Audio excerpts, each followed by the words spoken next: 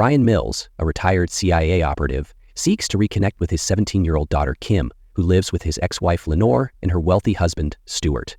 On Kim's birthday, Bryan arrives at their lavish home with a karaoke machine, hoping to share a meaningful moment. His modest gift is overshadowed when Stuart presents Kim with a horse, her excitement shifting visibly, leaving Bryan feeling out of place. We noticed over 90% of our viewers enjoy our content but haven't subscribed yet. We know you want to, you just forget sometimes. As we dive deeper into this intense action thriller movie recap, take a moment to like, share, and subscribe for more thrilling film recaps. The contrast between his simple offering and Stuart's extravagance underscores their differing worlds, amplifying Bryan's discomfort. Lenore's cold demeanor reveals lingering resentment over Bryan's past absences due to his demanding CIA career, straining their interaction. Despite this, Bryan's love for Kim shines through, though he struggles to bridge their emotional gap. Later, at a diner, Bryan meets 3 former CIA colleagues, sharing that he retired to be closer to Kim. They tease his softened demeanor, but his commitment to rebuilding their bond is evident. He hopes leaving his dangerous past behind will pave the way for a stronger relationship. Bryan's intentions are heartfelt, but his awkwardness and Kim's affluent new life create uncertainty. His determination to be a better father sets the stage for the challenges ahead, as Kim's upcoming request will test his protective instincts. The emotional stakes are clear, grounding the action to come in Bryan's deep devotion to his daughter. Soon after her birthday, Kim visits Bryan with a request. She wants to travel to Paris with her friend Amanda during summer break, claiming they'll stay with Amanda's cousins to explore the city. Bryan, thrilled by her outreach, quickly grows wary as his CIA instincts kick in. He probes with pointed questions. Will there be adult supervision? Where exactly are they staying? Who else will be there? Kim's vague responses heighten his unease, and he initially refuses, citing the risks of young women traveling alone abroad. Their conversation tenses as Kim calls him overprotective, storming out in frustration. Lenore intervenes, criticizing Bryan's controlling nature and revealing Kim's true plan to follow U2's European tour, not just visit cousins.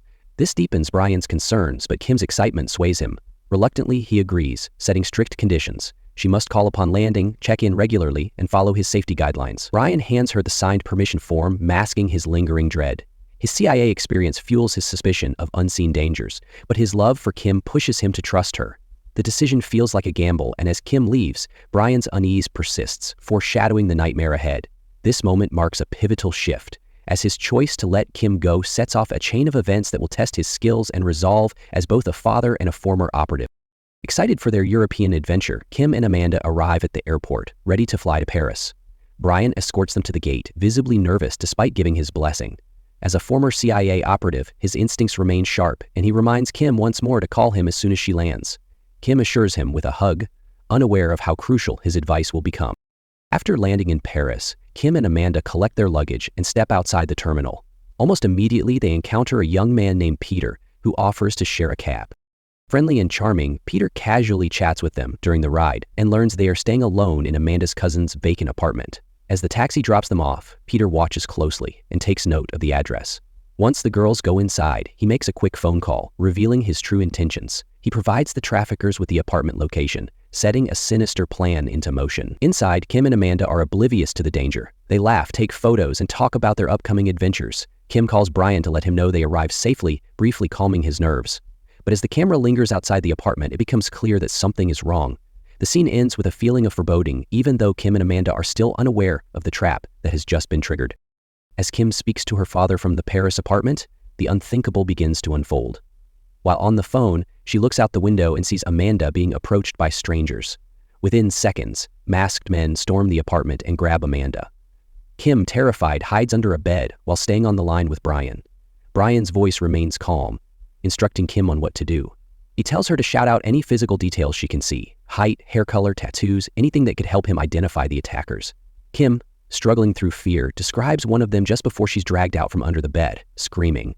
The call ends abruptly as she's taken. Bryan, still holding the phone, listens as one of the kidnappers picks it up. Chilling silence follows before Bryan delivers his now famous warning. He says he doesn't know who they are or what they want, but if they let his daughter go, that'll be the end of it, and that if you don't, he will look for them and kill them. The abductor responds coldly with "good luck" and hangs up.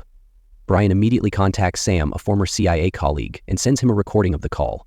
They begin analyzing the audio, identifying the accent as Albanian and suspecting a human trafficking operation. With Kim's time running out, Bryan calculates that he has about 96 hours to find her before she vanishes into the criminal underworld permanently. Before leaving, Bryan visits Stuart and Lenore to inform them of Kim's abduction. They are horrified and overwhelmed. Bryan is stern and focused. He assures them he will do whatever it takes to bring Kim back. Though the emotional toll is heavy, he suppresses it, relying instead on the cold precision that defined his past life.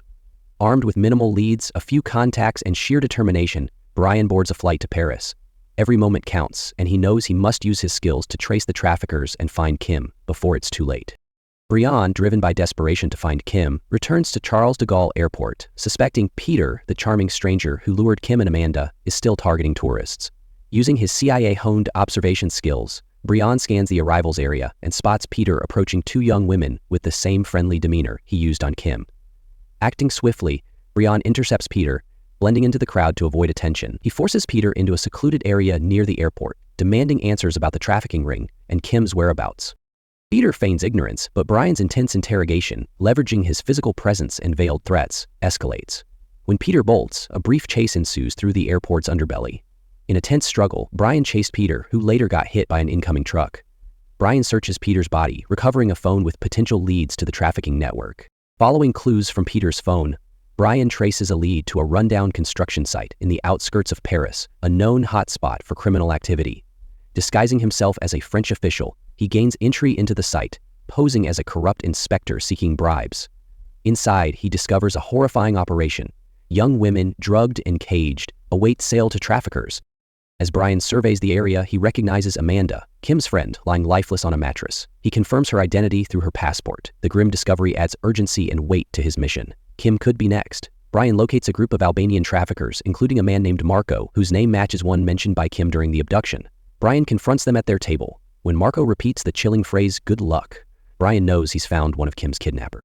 Without hesitation, Bryan kills the other men and captures Marco. In a rented safe house, he interrogates Marco using brutal tactics. Marco eventually confesses they sold Kim to an auction for wealthy clients, arranged through a middleman. He provides names and details before Bryan kills him. This moment marks a turning point. Bryan now understands the scale of the trafficking ring and the stakes involved. He's no longer chasing shadows. He has real names, real places, and a clearer path forward. Time is slipping away, but Bryan is closing in, determined to find Kim before she disappears into a world from which there's no return. Using Marco's information, Bryan learns of a high-end auction in Paris where kidnapped girls, including Kim, are sold to wealthy buyers. With Sam's help, he crafts a risky plan, assuming the identity of a corrupt official with forged documents.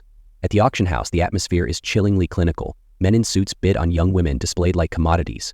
Bryan, maintaining a composed facade, scans the room and spots Kim, alive but visibly terrified, among the captives. His heart races, but he stays strategic to avoid suspicion. He learns Kim has been sold to a wealthy Middle Eastern buyer, known for his ruthless dealings, who plans to take her to his yacht. Bryan discreetly gathers intel on the buyer's security and itinerary, preparing for a daring rescue. The cold, transactional nature of the auction fuels Bryan's resolve, but he knows time is critical. Kim's departure with her buyer is imminent. He decides to follow her to the yacht, setting up a high-stakes confrontation. Bryan's calm exterior masks his desperation, driven by a father's love and his CIA-honed skills. The scene's tension lies in his delicate balance of restraint and urgency, as any misstep could jeopardize Kim's life. His pursuit of the trafficking network intensifies, with Kim's safety hanging in the balance as he moves closer to a dangerous showdown. Following the auction, Bryan tracks Kim to a luxurious yacht owned by the sheik who purchased her. The sleek vessel floats silently on the water, guarded by armed men. Bryan knows this will be his most dangerous challenge yet, but he is determined to bring Kim home. Using his combat training, Bryan infiltrates the yacht under the cover of darkness. He swiftly takes down several guards with precise and brutal efficiency, avoiding detection as he moves closer to Kim's location. The tension builds as Bryan navigates the narrow quarters and lavish rooms of the yacht, aware that any mistake could cost Kim her life. Finally, Bryan finds Kim locked in a cabin, frightened but alive. He reassures her quietly, promising that he will get her out safely. Just as they begin to escape, the sheik confronts them. A violent fight ensues. Bryan, fueled by desperation and skill, overpowers the sheik and kills him, ending the immediate threat. With the guards neutralized and the sheik dead, Bryan and Kim escape the yacht. After the harrowing rescue, Bryan and Kim return safely to the United States. The emotional reunion is quiet but profound. Both are forever changed by the ordeal. Kim's relief is clear as she clings to her father, grateful for his relentless fight to bring her back from unimaginable danger. Bryan, usually reserved and stoic, allows himself a rare moment of vulnerability, showing how deeply he cared. To help Kim reclaim a sense of normalcy, Bryan fulfills a promise he made before her trip. He takes her to meet a famous singer he once protected during his CIA career, a dream Kim had shared before her kidnapping. This gesture is more than a simple outing.